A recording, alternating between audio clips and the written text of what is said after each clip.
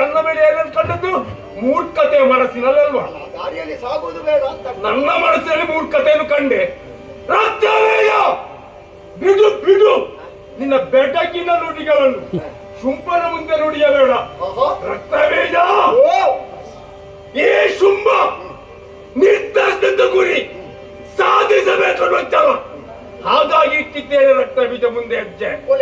ರಕ್ತಬೀಜ ಯಾವುದಕ್ಕೂ ಸಾಯುವುದಕ್ಕೂ ಎದುರುವವನು ಶುಂಭ ಅಲ್ಲ. ಹಾಗಾಗಿ ಈ ಶುಂಭ ಮುಂದೆ ಬಂದವನು ಮರಣ ಬರಬೇಕು, ಬರುವ ಹಾಗೆ ಬರಬೇಕು.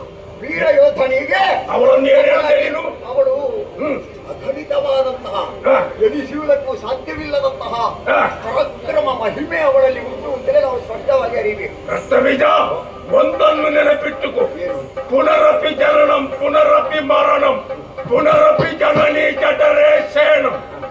ಒಮ್ಮೆ ಹುಡ್ತಾನೆ, ಇನ್ನೊಮ್ಮೆ ಸಾಯ್ತಾನೆ, ಇನ್ನೊಂದು ತಾಯಿಯ ಹೊಟ್ಟೆಯಲ್ಲಿ ಹುಡ್ತಾನೆ ಅಲ್ವಾ? ಹಾಗಂತ ಈ ಶುಂಭ ಸಾಯುವುದಕ್ಕೆ ಯಾವಾಗಲೂ ಕೂಡ ಎದುರುವವನಲ್ಲ.